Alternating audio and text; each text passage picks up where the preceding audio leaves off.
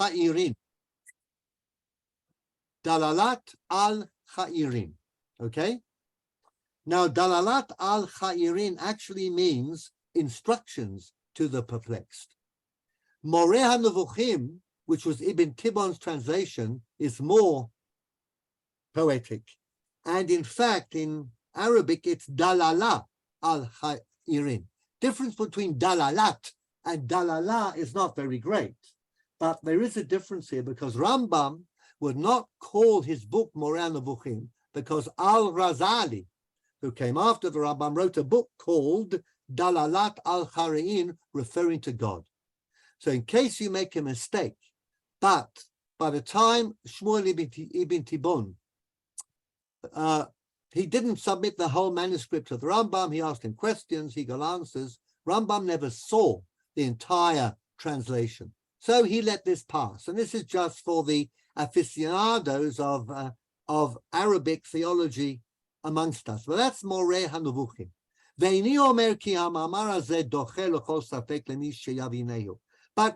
But actually, I'm not going to solve the problem.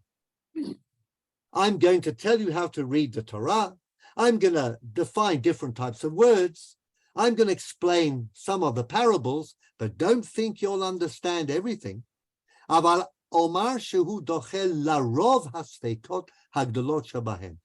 to solve most of the major difficulties for you. How to reconcile the Jewish religion with the most sophisticated philosophy, science of the time.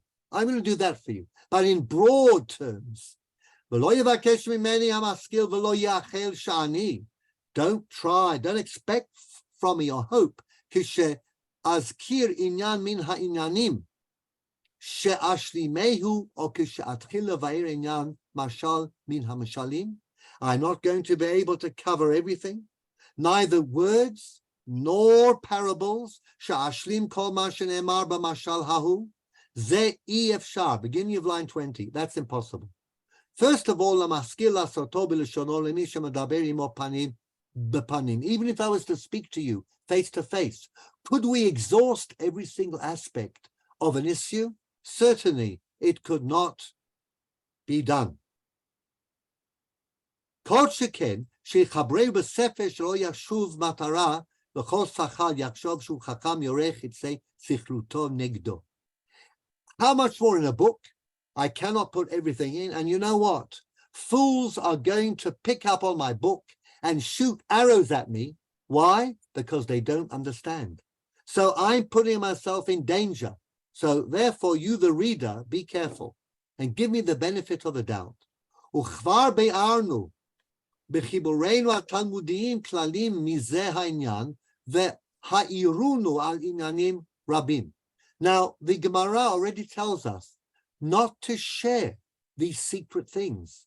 V'zachrenu bahem she'ma'aseh breshit hu chokhmat ha'teva u'ma'aseh merkava hu chokhmat ha'elohut.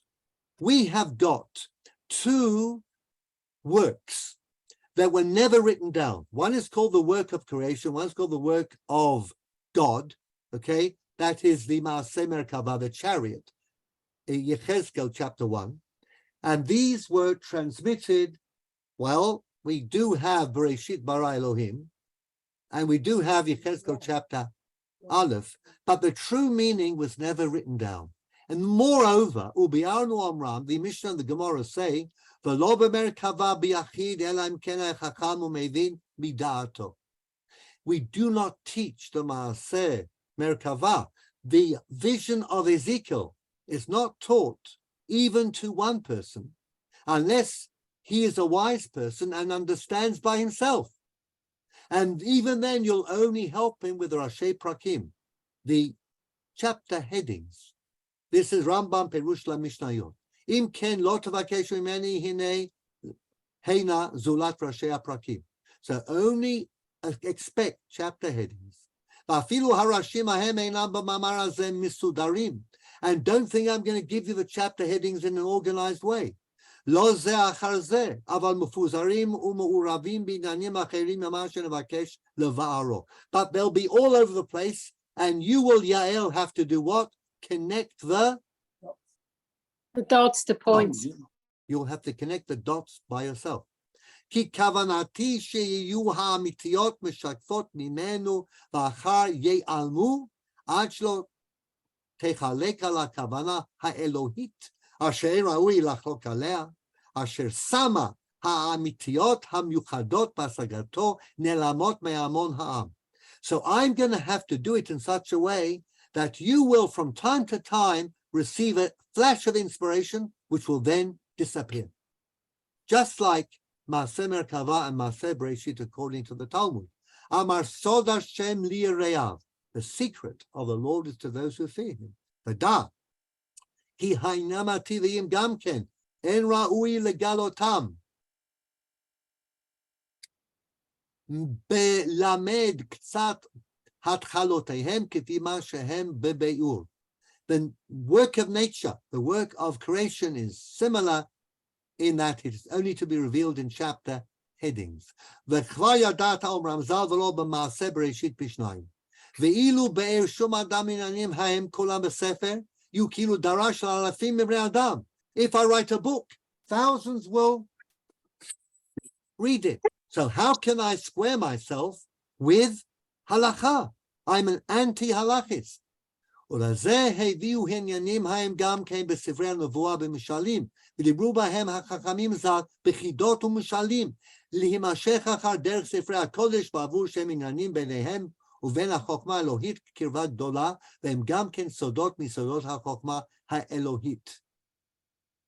ולא תחשוב שהסודות העצומות ההם ידועות עד תכליתם ואחריתם לאחד ממנו.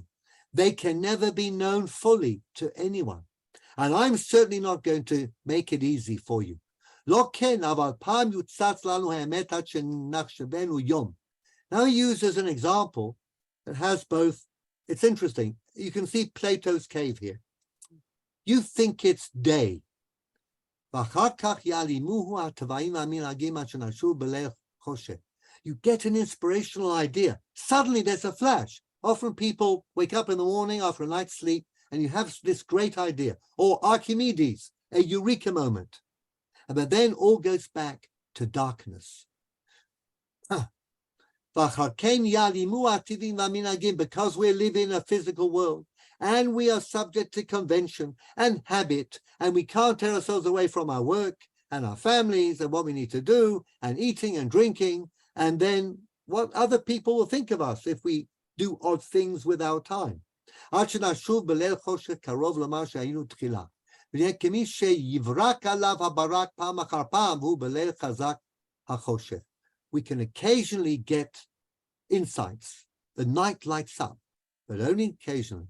והנה יש ממנו מי שיבריק לו הברק פעם אחר פעם במעט הפרש ביניהם, עד כאילו הוא תדיר באור ולא יסור וישוב הלן אצלו. Now there was one man who had insights into the truth of Torah all the time. Who is that man? Tell me quickly.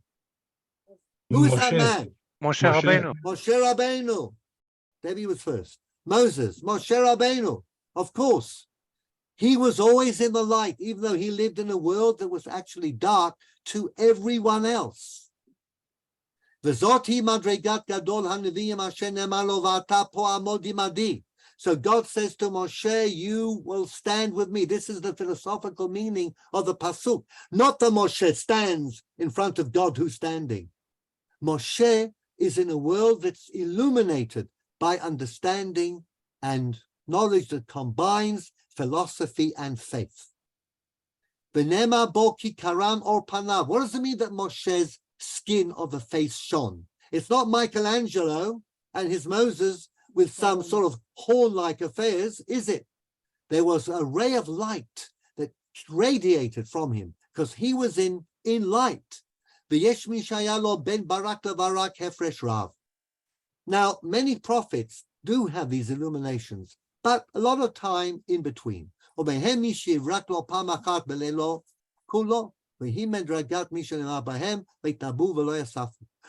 these 70 elders in Parashat Baalotcha, they are gathered together, says, Vaitabu v'lo yasafu, they did not continue. One meaning of yasafu is not to continue. Yudah and Tamar, v'lo yasaf l'da'ata od. So he didn't continue. They were a one-time prophets that were meant to help Moshe judge the people, but they got the gift of prophecy one occasion.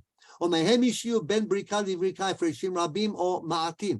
ויש מי שלא הגיע למדרגה שיאור חשקו בברק, אבל בגשם תור זך, או כיוצא בו מן האבנים וזולתם, אשר יראו במחשכי הלילה. Some people don't see a flash of lightning. Their world isn't suddenly illuminated by lightning, but they have a precious stone. Imagine your watch. You wake up in the middle of the night, it's very dark, and what do you see? You have a phosphorus dial on your watch. There's a little bit of light. Some people understand a tiny bit of this truth that combines philosophy and Torah.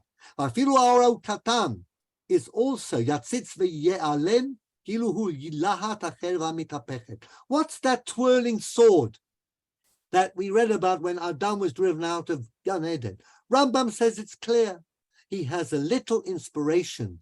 It's like a twirling sword. Occasionally, from time to time, he sees something, but rarely, a few times in a lifetime. This is the Adam after Gan Eden. That's what that strange image of Cherev HaMitapechet. Do you see how Rambam explains verse after verse, mashal after mashal, bringing you into his great philosophical and theological edifice?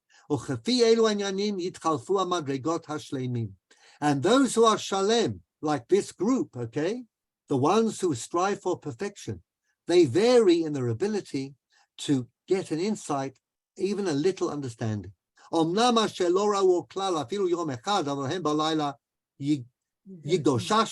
are those who never see the light, they're always in the dark. There are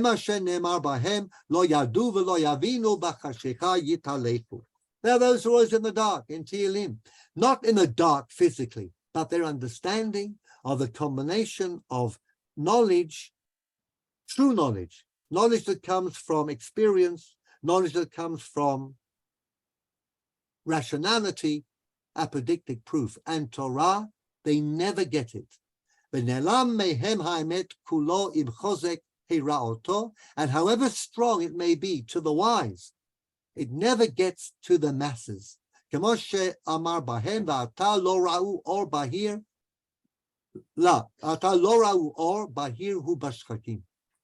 pasuk in Eov,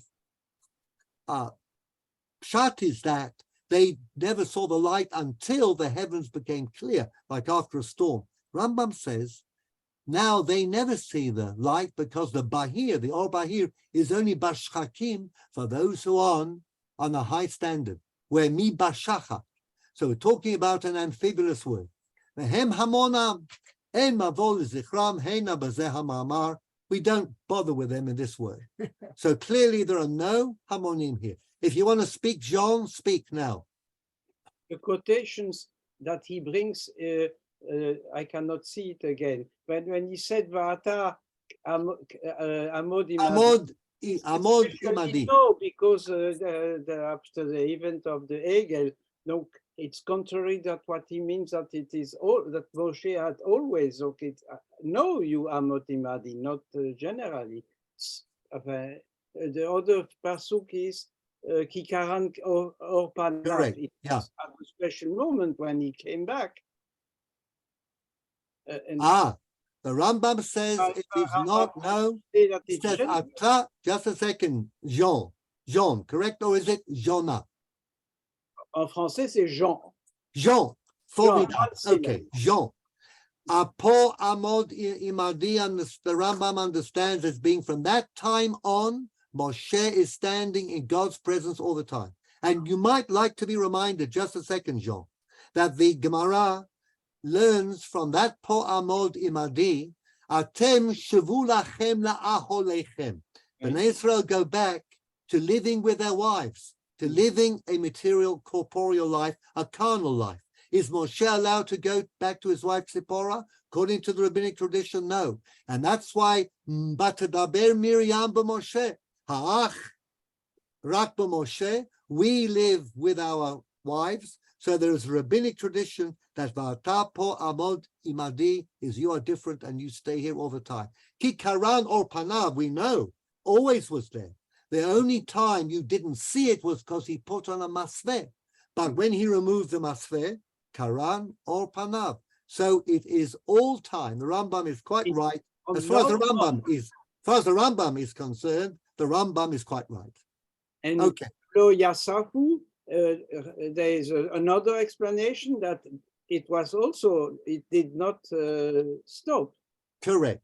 But there is an ambiguity here, so we have an amphibolous word, okay? Yes. Because Yudan Tamar, the same thing. One view is that Yudan never knew Tamar again because she was, after all, his daughter-in-law. But the other view is that he lived with her, and their two sons were Zerach and Peretz, okay, or Peretz and Zerach, and there was no problem there. So with the disambiguation here, depends upon the view you take. The Rambam will definitely say it was a one-time thing. It was only a gift for them to make them the advisors to Moshe. Let's read on. Line 4. הנה ביארנו פעמים רבות שעיקר הכוונה היה בזה המאמר, לבאר מה שאפשר לבאר ממעשה בראשית וממעשה מרכבה, כפי מי שחובר לו זה המאמר. So this is for you, the wise. I'm going to tell you, in addition to being a commentator on the Tanakh so you understand what the Tanakh really means, I'm also going to tell you about the Maaseh Breshit, creation, and Maaseh Merkava. Now, creation. How did God create the world? Was there something there first? We're getting close to our time, evolution. Charles Darwin, natural as against a miraculous event. Maaseh Merkava. Is God connected with the world? Does he interfere with what happens? Are we subject to the iron laws of nature? These are the issues that can speak to us across history to our day. But unfortunately for you, they are secrets. And the rabbis of the Talmud criticize those who reveal secrets.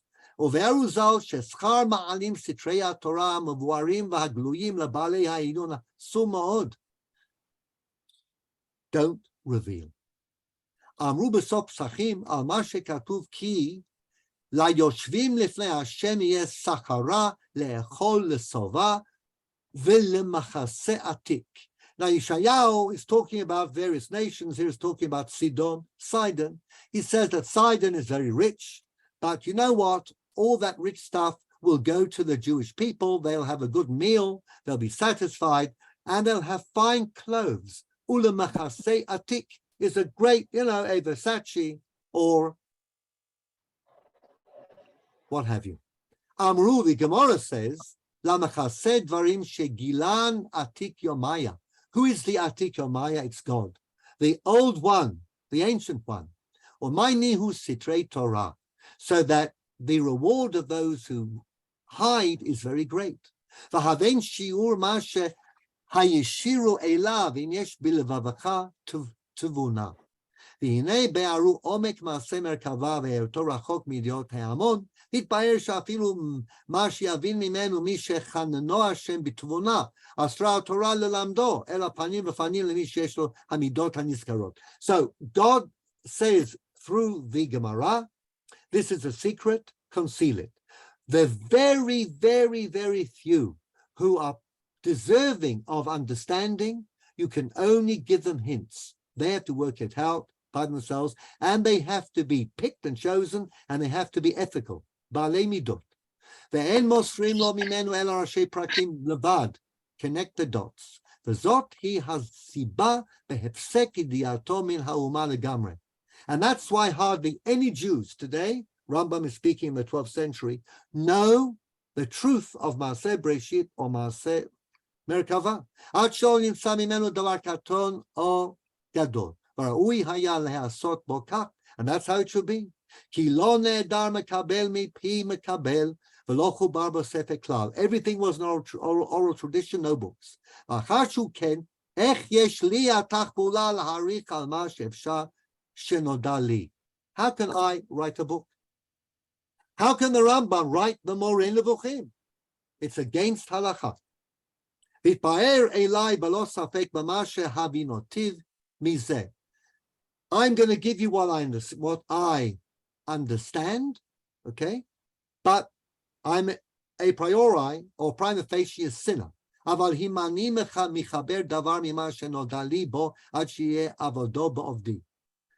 I'm doing this because I know that if I don't write, this knowledge, which is so important, will be lost.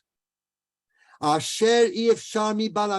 you know what? The thinking person has to have this, because otherwise religious people become stressed, anxious, and they wander around in darkness like Nevukhim.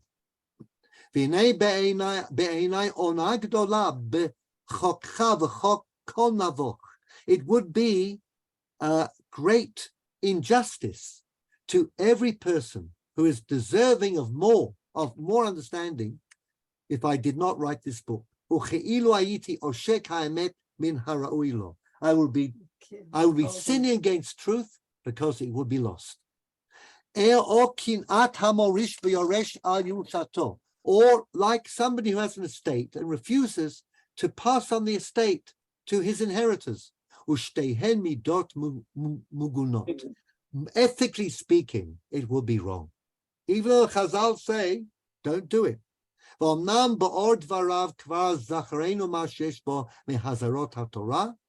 But I've mentioned to you that the Torah warns us against doing this.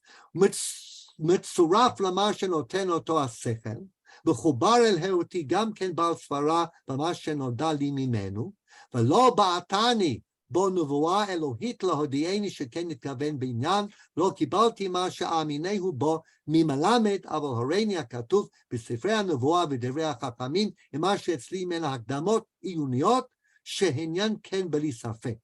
What I'm doing, though, is I'm only telling you what I have worked out by myself. I'm not a prophet. I don't have a Kabbalah in more than one sense. This is my original thinking. And I'm revealing it to you because in spite of the tradition, I shudder and tremble to think that if the knowledge is lost, a whole group of people, not a big group, but a small group of people who thirst for the truth will never be able to open the doors and gain some inkling of that truth. I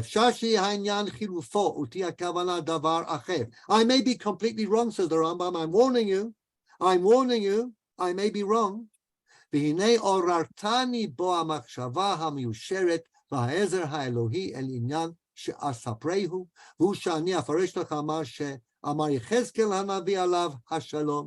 But I am fairly convinced that I'm not wrong.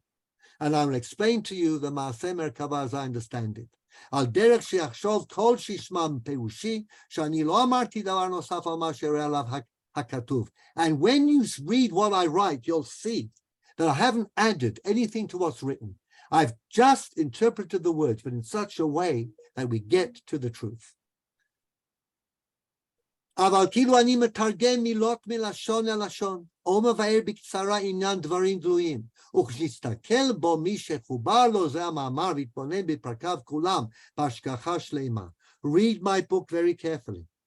יתבאר לו העניין כולו אשר יתבאר לי. Then you will understand what I've understood. ונגלד שלא יעלה ממנו דבר. Nothing will be missed. וזה תכלית היכולת לקבץ בין התועלת לכל אדם, או בין מניעת הביאור בלימוד דבר מזה העניין כמו שצריך. This is my compromise, says the Rambam. This is what I have achieved. In my last and possibly greatest book, certainly original and revolutionary and controversial, I found a middle path between denying my religion and denying my philosophy. And my path leads directly through the Tanakh. It leads directly through Chazal. It doesn't deviate, but it is my interpretation, and I'm breaking with the consensus of the Talmud, and I'm offering it to you in such a way that you will have a very hard time understanding what I really mean. Last section, Savat Zeh HaMa'amar. Rarely does a writer of a book have a section on how you should read the book. Not only a section telling you how, but telling you, I command you to read it this way. The Rambam never wrote any other book with an introduction and a preface and what he calls the right method of reading tzava'ah. It is in Arabic a binding statement. Don't read it any other way. Ani mashbi'a belo hayitvarach. I make you swear by God. This is serious.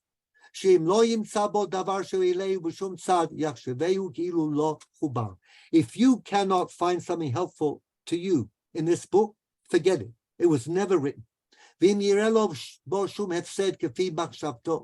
you think it is way off the derech and very heretical, please judge it in the most favorable light. Even if the explanation that enables you to do so is very far-fetched, what we call tawil, okay? An explanation that doesn't seem so close, but it does save us from heresy.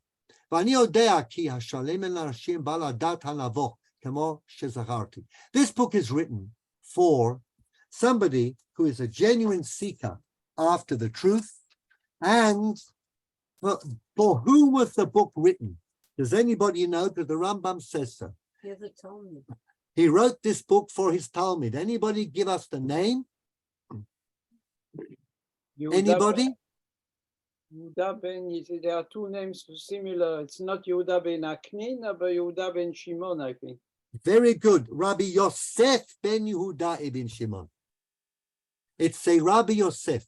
Now, the truth is that the 19th century scholars of the Moreh Nevukhim thought this was Rabbi Yosef ben Yehuda ibn Aknin, and they were wrong. Ibn Aknin was known.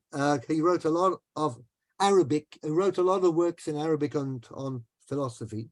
Born in Barcelona, he fled to Fez at the same time as the Maimon family, and he did live as a crypto Jew. And he talks about being purified from his shmad.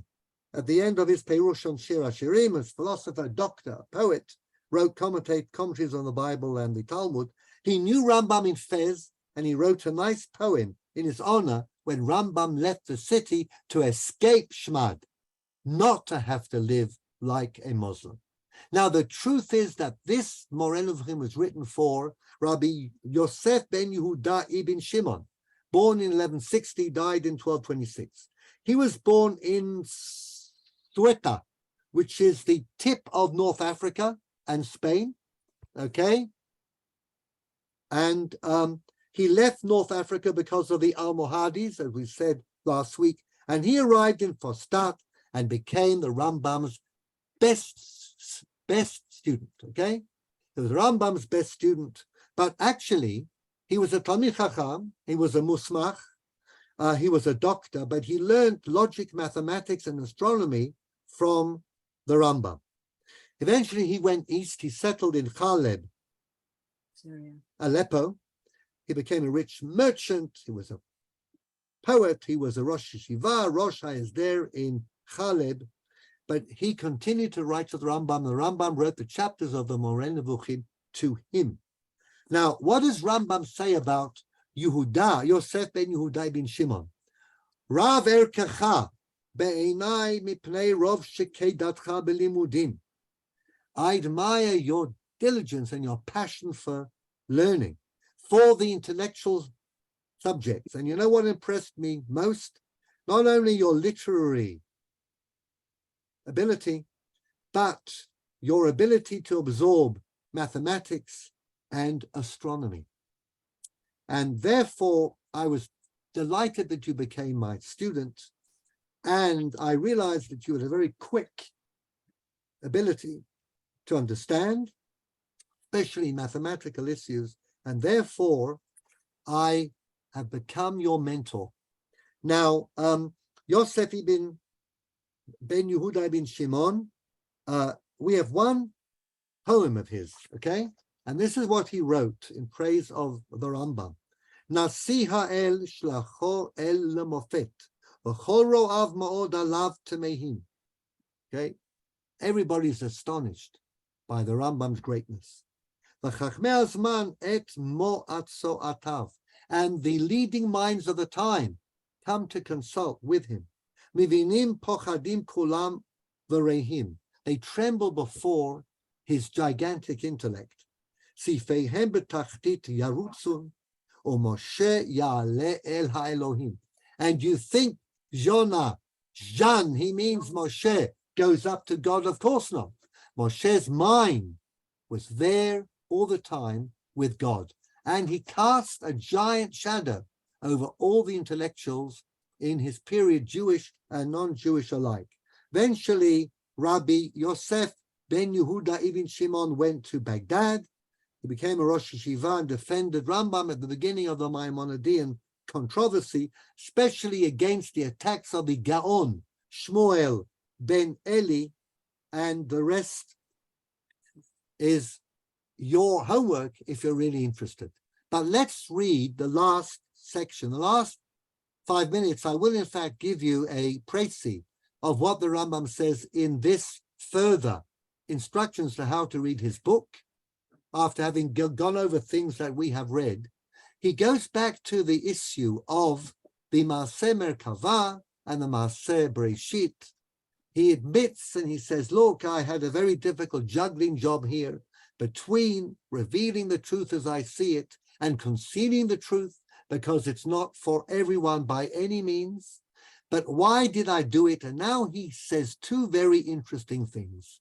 He says, I've written a book which was never done.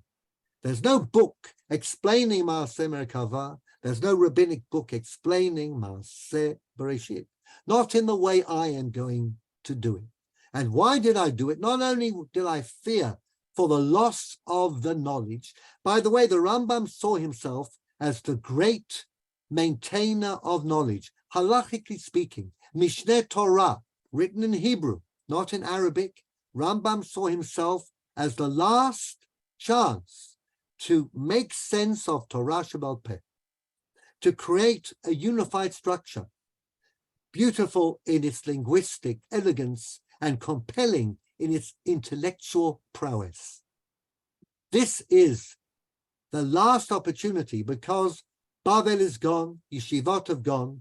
Unless we have a Maimonidean code, we won't understand Torah Shebal Peh. He does the same thing with Jewish theology. Unless I write this book, it's really après moi le déluge. And I have to close the gap in the dike, and I have to give people something that they can use to get to the truth, but only a few and only in a very, very concealed way. And now he says there were two reasons that I can justify for doing this. Line 37. Et lasot Hashem heferu toratecha. Sometimes, as the Gemara in Brachot tells us, you break the Torah to save the Jewish people. Eliyahu on Har HaKarmel, Kodshim Bachutz, to keep people's faith. You've got to do it. And the second is, V'chol Maasecha Yiyu L'Shem Shamayim. And I'm doing it purely for the sake of heaven. The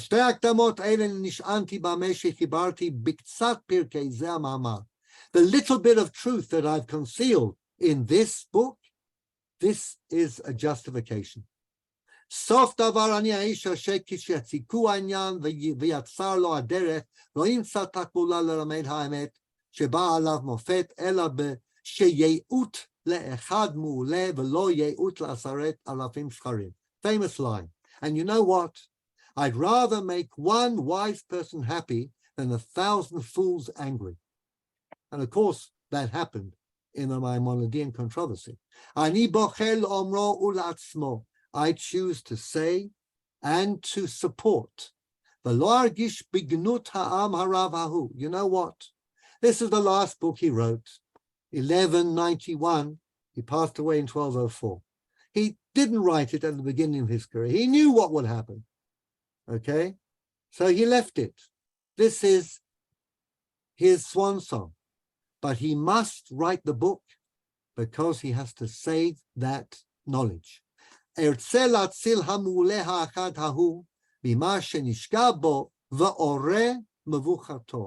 enlighten his perplexity until he becomes whole and finds mental peace and satisfaction, solace. So this is the book we're about to read. We haven't started yet, but I think I've told you enough to make this very, very clear. This journey is going to be a different one to the ones that you normally take in studying a Jewish text. And this is what is in store for us. What are we going to be? I'm going to use the last 2 minutes before question time to tell you what we are going to be doing in order until December or until the end of December.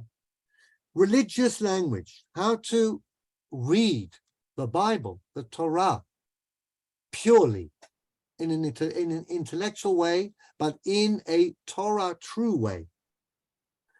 How do we understand God? This is the major issue in a sophisticated way. How do we avoid idolatry? It doesn't mean bowing down to an image. It means something much more. How do we avoid anthropomorphism? Can we say anything about God at all? And if we can't, how can we daven? What can we daven? What does davening mean? And how do we develop a love of God if God is something we cannot even begin to describe? Rambam has an answer at the end of Moreh Nevukhim. We'll talk about the major debate of the time and ours, creation, cosmology. How did the world come into existence? Is it governed by scientific rules only? Did God take a part in creation? What part did he actually take? Does he intervene? Is evil real? And can we expect God to look after us and save us from evil if we carry out his commandments? What does the Torah mean when it talks about, and if you carry out the commandments, you'll flourish and things will go well for you? What's the purpose of existence? And why philosophers need to be religious halachic people? Only the Rambam could do that. Why philosophers and scientists need to be religious people and have a sense of halachic awareness.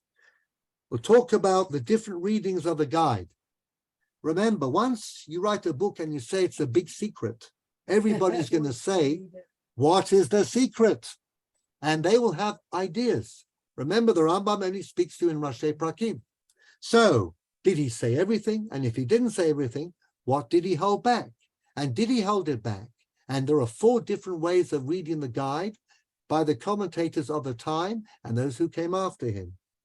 Finally, we'll have a look at the Rambam as one of the greatest contributors to Jewish theology. My time is up. I will go out of screen share, and I'm happy to field a question if you like. The floor is yours. Just unmute and speak. May I have a question? What the Rambam would say. Who is that? My name is Michael Rosenfeld. Michael, great. What the Rambam would say about Hasidism, about the Tanya, it's after his time, but what would he say about combining religion and philosophy? He would say that the Tanya is not quite the philosophy he was concerned with. He would say, remember, he explained that what he said was not either a nevuah, nor did he have a Rebbe. Remember, he had no Kabbalah. The Rambam was not very keen on what's called Kabbalah, for reasons we will actually explain. He certainly wasn't very keen on the idea of a Rebbe, and many of the ideas in the Tanya, as far as I know, I'm not an expert on that, as perhaps I am a little expert on Maimonides, okay, would not have suited him for other reasons. Can we leave that because it's a major topic? But I am going to note this down. I'm going to devote some time to the Rambam's approach to mysticism, because I think that the Tanya, like Chabad in general, Hasidut in general, is more akin to mysticism than it is to philosophy, which is, of course, the Greek term that means love of rational wisdom. I think the Rambam had reservations about mysticism, and I'm going to put this down, and I'm going to devote part of the session to it, Michael. Okay? Beli neder, of course. Thank you. Okay. Melanie, just speak. I can see, obviously, that if you're trying, as he was, to reconcile philosophy with Torah religious belief, then the way to do it is to say not everything in the Torah is to be taken literally. But, and maybe this will come up in later sessions, it's highly subjective. His interpretation, by definition, is an interpretation. It's entirely subjective, and somebody else may find a completely different interpretation. So how can he say, this is how you must see this? That's an interesting point. He doesn't, he admits and he says that this is my view. And he also, of course, spent a long time telling you that he did not write the book for that sort of person. He wrote the book for somebody who has an issue with the philosophy of his time and his faith.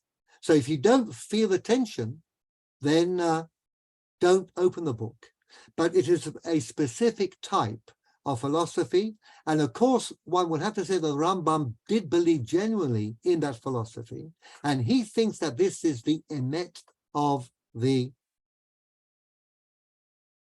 Torah. But you can certainly take issue with him. You'll not be the first, and you will not be the last. And he is subject to very severe criticism indeed, okay? And what you said is perfectly true. By the way, the same thing, same criticism is leveled at the Rambam in his halachic works. Right. And I mean, the question is, by what authority does he make these pronouncements? The life of the mind. That's not an authority. That, as far as the Rambam is concerned, is an authority. I'll talk a little about perhaps revelation on Mount Sinai, which may be, in fact, the exact life of the mind that he's talking about. That when God gave the Torah, he actually gave this approach as being the true approach to understanding the Torah. But you can unpack that too. You'd have to be really in some awe of the Rambam to undertake this whole study. If you're not in awe of the Rambam, then you might read the Tanya instead. Okay. I'd like to be in awe. Okay, we'll see. Try it a bit, and if you're not, then as he said, close the book and try something else. Okay. All right. Are there any more issues or questions? If there are not, I will wish everybody a very good evening and tell you that the next week's session, same time, same place, Yael will start the recording at the beginning of the Shiur, hopefully, okay, and we will start talking about the nature of religious language and the need to purify it, okay? So, have a very good evening. Thank you so much. Folks. Thank you. Bye for now. Thank you very much. Thank you very much. Bye. Thank you Thanks very much. for the thank you. Thank you. Hopefully, Thank you. will continue coming. Bye. Yael, you can close.